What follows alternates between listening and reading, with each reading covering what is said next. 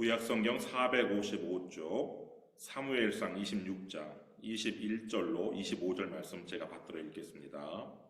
사울이 이르되 내가 범죄하였도다. 내 아들 다윗아 돌아오라. 내가 오늘 내 생명을 귀하게 여겼은즉 내가 다시는 너를 해하려 하지 아니하리라. 내가 어리석은 일을 하였으니 대단히 잘못되었도다 하는지라. 다윗이 대답하여 이르되 왕은 창을 보소서 한 소년을 보내어 가져가게 하소서. 여호와께서 사람에게 그의 공의와 신실을 따라 갚으시리니 이는 여호와께서 오늘 왕을 내 손에 넘기셨으되 나는 손을 들어 여호와의 기름 부음을 받은 자 치기를 원하지 아니하였음이니이다. 오늘 왕의 생명을 내가 중히 여긴 것 같이 내 생명을 여호와께서 중히 여기셔서 모든 환난에서 나를 구하여 내시기를 바라나이다 하니라. 사울이 다윗에게 이르되 내 아들 다윗아 내게 복이 있을지로다. 내가 큰 일을 행하겠고 반드시 승리를 얻으리라 하니라. 다윗은 자기 길로 가고 사울은 자기 곳으로 돌아가니라. 아멘. 엔게디 광야에서 다윗이 사울의 목숨을 한번 살려주었습니다. 그때 사울은 소리를 높여 울면서 다윗에게 이렇게 얘기했어요. 사무엘상 24장 16절 말씀 보시면 다윗이 사울에게 이같이 말하기를 마침에 사울이 이르되 내 아들 다윗아 이것이 네 목소리냐 하고 소리를 높여 울며 보라 나는 네가 반드시 왕이 될 것을 알고 이스라엘 나라가 네 손에 견고히 설 것을 아노니.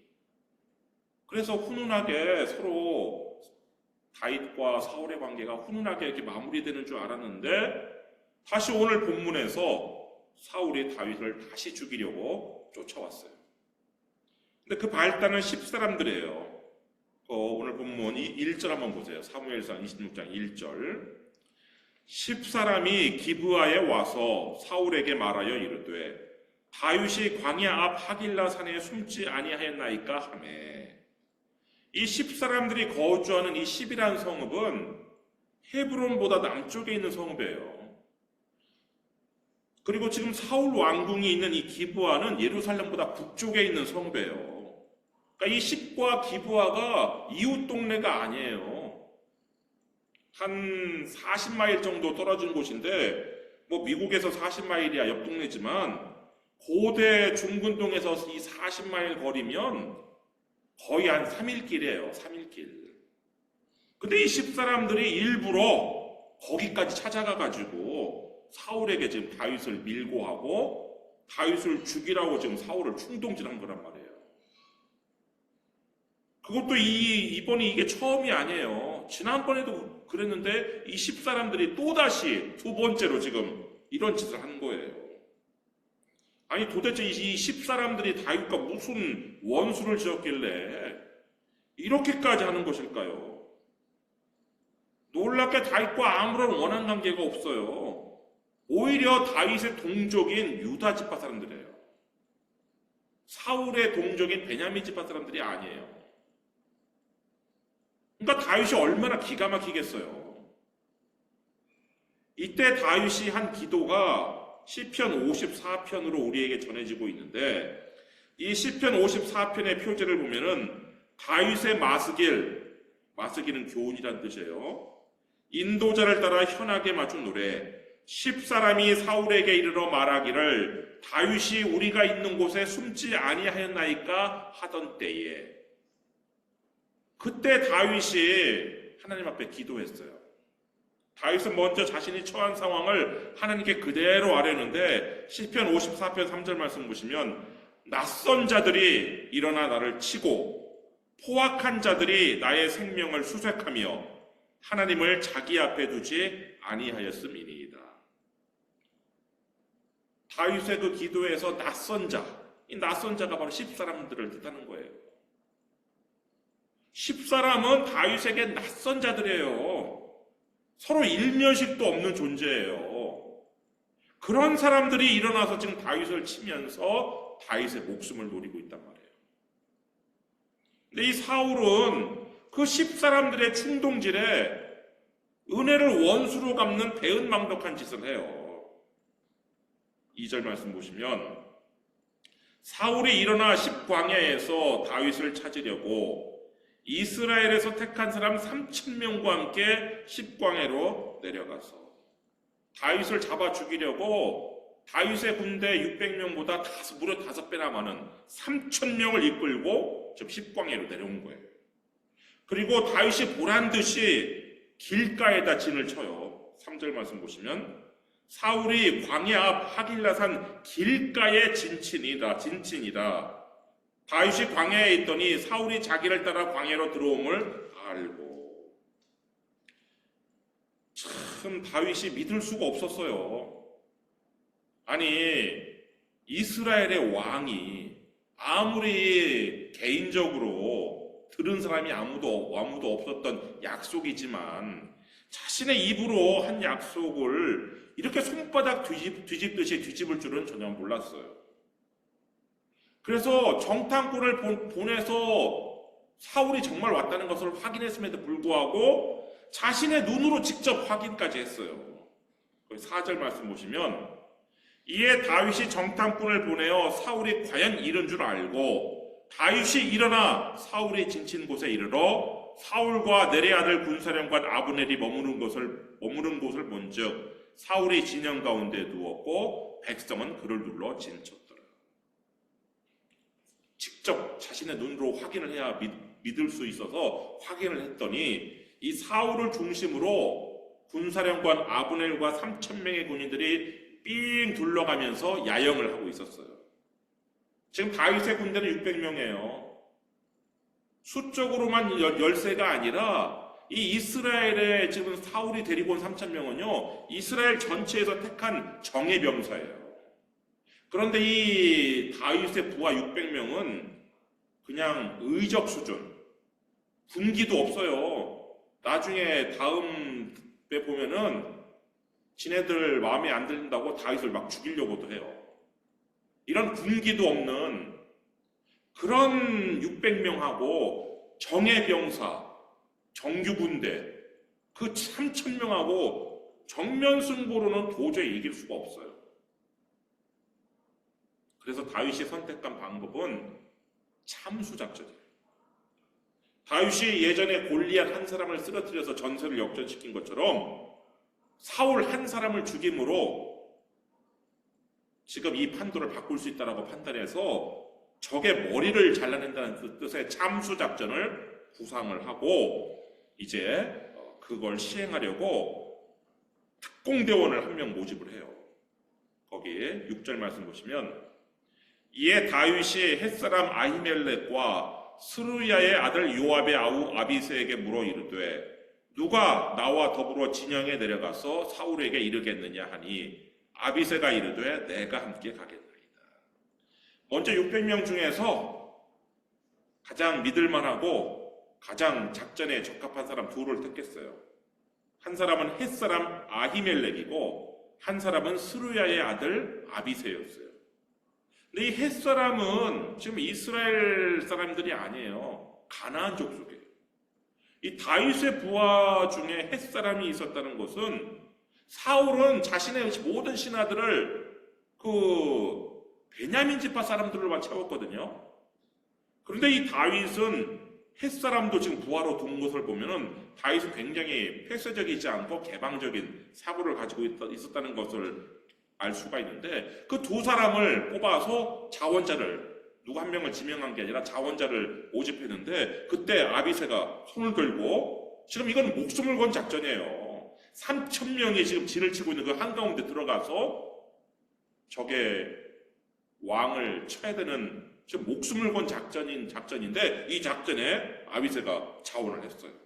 근데 이 아비새가 어떤 사람이냐? 이 아비새의 어머니 스루야가 이 스루야는 아버지가 아니라 어머니거든요. 희한하게 이 아버지 이름은 안 나오고 어머니 이름이 나오는데 이 스루야가 누구냐? 다윗의 누나예요. 누나. 역대상 2장 13절 16절 말씀 보시면 이세는 맏아들 엘리압과 둘째로 아비나답과 셋째로 시므아와 그렇게 해서 쭉 7째로 다윗을 낳았으며 그들의 자매는 스루야와 아비가일이라. 스루야의 아들은 아비새와 요압과 아사엘 삼형제요. 이 스루야의 아들 그러니까 이 다윗의 누나의 아들, 그러니까 다윗에게 조카들이죠. 이 세 명의 조카들이 다윗 왕국을 형성하는 데 있어서 굉장히 중요한 역할들을 하는 사람들인데, 그 아비새가 지금 자원을 해서 이 다윗과 함께 적진 한가운데로 깊숙이 들어갔어요. 7절 말씀 보시면, 다윗과 아비새가 밤에 그 백성에게 나아가 본즉 사울이 진영 가운데 누워 자고 창은 머리곁 땅에 꽂혀 있고 아브넬과 백성들은 그를 눌러 누웠는지라. 그러자 아비새가 자신이 직접 사울을 죽이겠다고 말을 해요. 8절 말씀 보시면, 아비새가 다윗에게 이르되 하나님이 오늘 당신의 원수를 당신의 손에 넘기셨나이다. 그러므로 청하오니 내가 창으로 그를 찔러서 단번에 땅에 꽂게 하소서.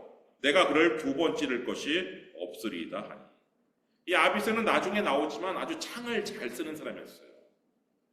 삼국지에서 관우가 그 청룡도를 쓰고 그렇게 자기가 쓰는 무기가 있는데, 이 사람은 창을 잘 써서 창 한 자루로 300명의 블레셋 군대를 죽이기도 하고 그런 사람인데, 그 창으로 그냥 단번에 사울을 죽이겠다고 얘기를 해요. 그런데 이 참수 작전을 지금 실행 중인 다윗이 마지막 순간에 마음을 바꿔요.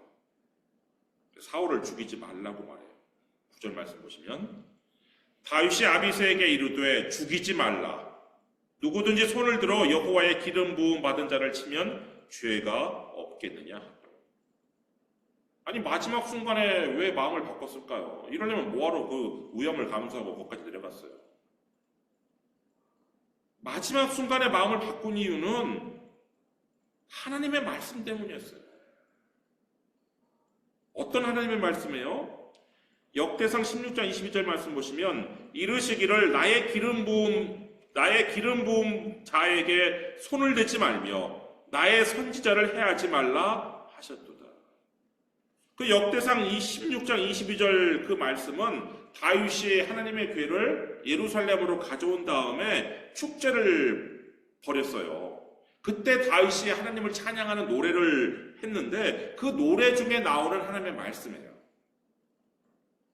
마지막 순간에 다윗은 그 하나님의 말씀 때문에 도저히 사울을 죽일 수가 없었어요. 물론 지금 다윗이 원래 계획했던 대로 참수작전을 감행하면 하나님의 명령은 어기는 죄를 짓긴 하지만 다윗은 아마 왕이 될 수 있을 거예요. 그러나 다윗은 죄를 지으면서까지 왕이 되느니 왕이 못 되더라도 죄를 짓지 않는 편을 선택을 해요. 그래서 사울을 죽이는 대신에 사울의 창과 물병만 가지고 떠나요.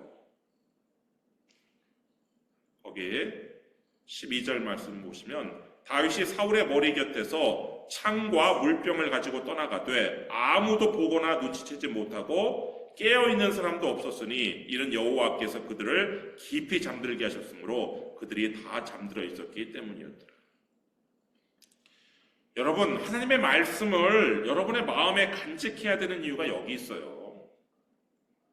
하나님의 말씀 때문에 다윗이 마음에 간직하고 있었던 그 하나님의 말씀 때문에 죄를 짓지 않았는데, 하나님의 말씀은요, 우리가 범죄하는 것을 막아줘요.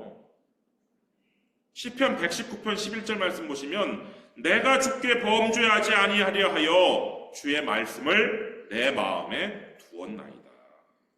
다윗은 지금 하나님 마음속에 깊이 간직한 그 하나님의 말씀 덕분에 죄를 범하지 않고 지금 이렇게 사울의 창과 물병만 가지고 떠났는데, 이것이 나중에 다윗이 하나님께 정말 쓰임받는 그 비결 중에 하나였어요. 다윗이 하나님의 말씀을 망각했을 때는 나중에 죄도 짓죠. 그러나 그 전까지는 다윗이 하나님의 말씀을 마음에 둔 그 하나님의 말씀 때문에 죄를 지을 수 있는 상황에서도, 그리고 엄청난 이익이 되는 상황에서도 그 이익을 포기하고 죄를 짓지 않을 수 있었단 말이에요.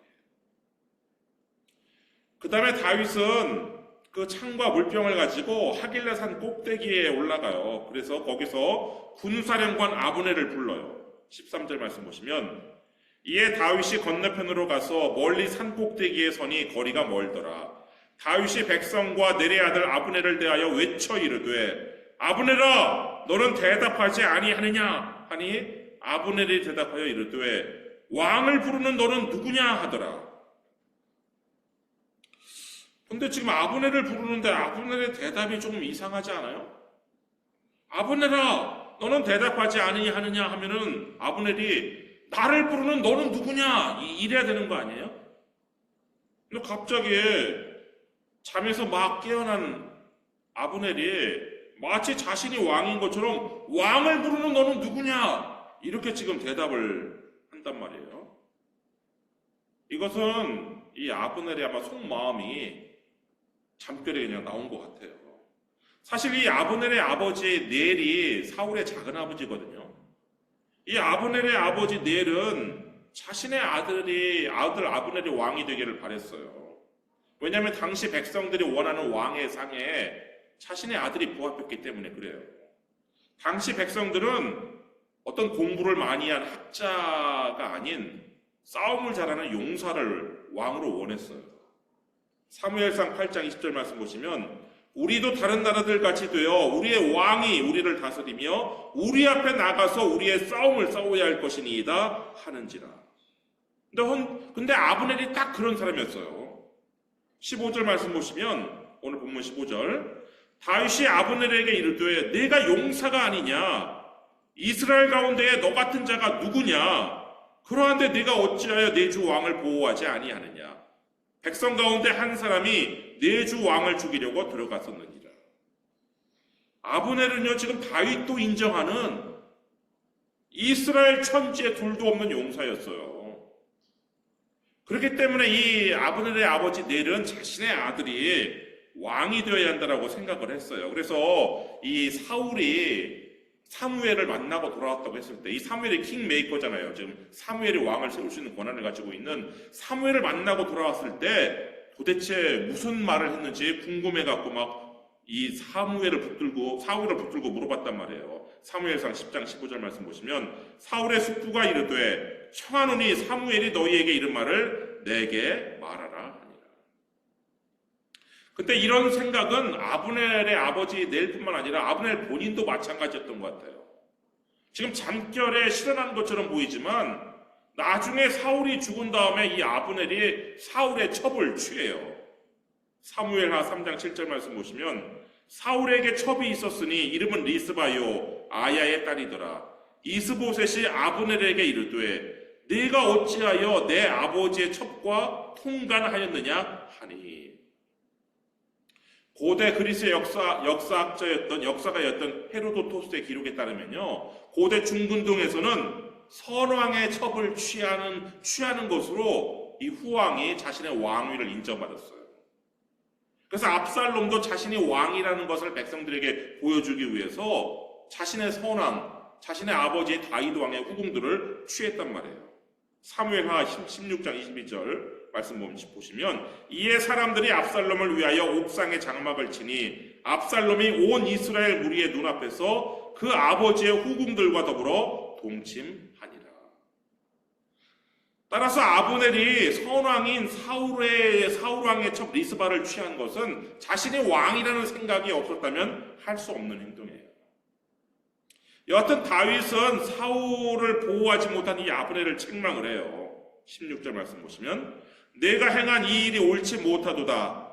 여호와께서 살아계심을 두고 맹세하노니 여호와의 기름 부음 받은 너희 주를 보호하지 아니하였으니 너희는 마땅히 죽을 자이니라. 이제 왕의 창과 왕의 머리 곁에 있던 물병이 어디 있나 보라 하니. 그리고 사울의 그 창과 물병을 가지고 있다라고 말을 해요.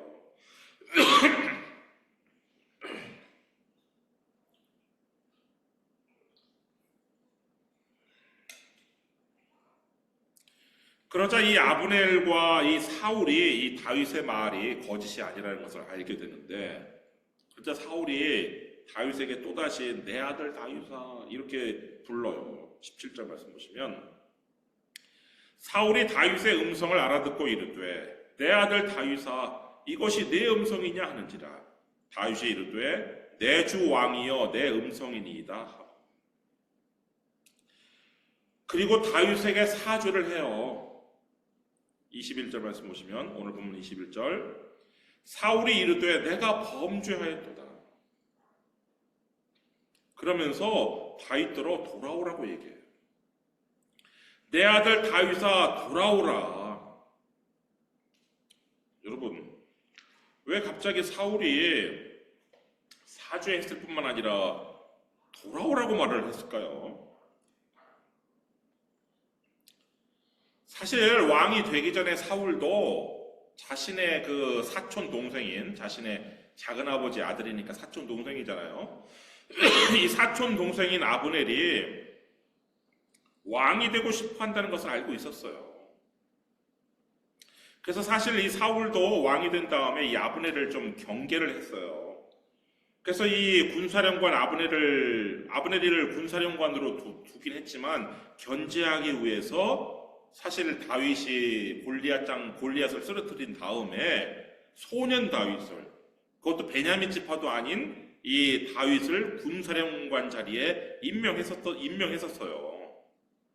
사무엘상 18장 5절 말씀 보시면 다윗은 사울이 보내는 곳마다 가서 지혜롭게 행하며 사울이 그를 군대의 장으로 삼았더니 온 백성이 합당히 여겼고 사울의 신하들도 합당히 여겼더라. 그렇게 해서 이 아브넬을 견제하기 위해서 다윗을 써먹었단 말이에요, 사울이. 근데 지금 실수처럼 튀어나온 이 아브넬의 말에 사울이 아마 깜짝 놀랐을 거예요. 그래서 아브넬을 견제하기 위해서 지금 다윗이 문제가 아니라 내 곁에 있는 이 아브넬이 이게 위험한 놈이구나. 아브넬을 견제하기 위해서 다시 지금 다윗이 필요하다라고 판단을 해서 다윗에게 돌아오라고 말을 하면서 다윗에게 다시는 해치지 않겠다라고 약속을 해요. 네가 오늘 내 생명을 귀하게 여겼은즉 내가 다시는 너를 헤아려 하지 아니하리라. 내가 어리석은 일을 하였으니 대단히 잘못되었도다 하는지라. 여러분 우리는 눈에 보이지 않는 하나님보다 눈에 보이는 사람들에게 영향을 받기 쉬워요. 특히 그 사람이 왕이나 대통령과 같은 권력자라면 더욱더 그렇죠. 지금 왕이 공개 사과를 했어요. 전에는 다윗과 1대1로만 아무도 몰라요. 그 다윗과 있었던 일을. 근데 이제는 공개적으로 다 있는 자리에서 공개 사과를 하고 공개적으로 해치지 않겠다고 약속을 했어요. 여러분 공개적으로 한 약속은요 아무리 정말 형편없는 사람이라도 싫어도 지킬 수밖에 없는 게 공개적으로 한 약속이에요. 신약 성경에 보면 복음서에 헤로드 왕이 나오죠. 이 헤로드 왕이 사실 세례 요한을 나중에 죽이긴 했지만 원래 죽일 마음은 없었어요. 마가복음 6장 10절 말씀 보시면 헤롯이 요한을 의롭고 거룩한 사람으로 알고 두려워하여 보호하며 또 그의 말을 들을 때에 크게 번민을 하면서도 달갑게 들음이르라. 그런데 이 헤로디아의 딸이 이 헤로드 왕의 생일잔치에서 사람들을 기쁘게 해요. 마가복음 6장 22절 23절 말씀 보시면 헤로디아의 딸이 친히 들어와 춤을 추어 헤롯과 그와 함께 앉은 자들을 기쁘게 한지라. 왕이 그 소녀에게 이르되 무엇이든지 네가 원하는 것을 내게 구하라 내가 주리라 하고 또 맹세하기를 무엇이든지 네가 내게 구하면 내 나라의 절반까지라도 주리라 하거늘. 그래서 헤롯이 이 소녀에게 네 소원을 말하면 내가 무엇이든 다 들어주겠다라고 공개적으로 약속을 했어요. 그러자 이 헤로디아의 딸이 세례 요한의 머리를 구해요. 마가복음 6장 25절 말씀 보시면 그가 곧 왕에게 급히 들어가 구하여 이르되 세례 요한의 머리를 소반에 얹어 곧 내게 주기를 원하옵나이다 하니.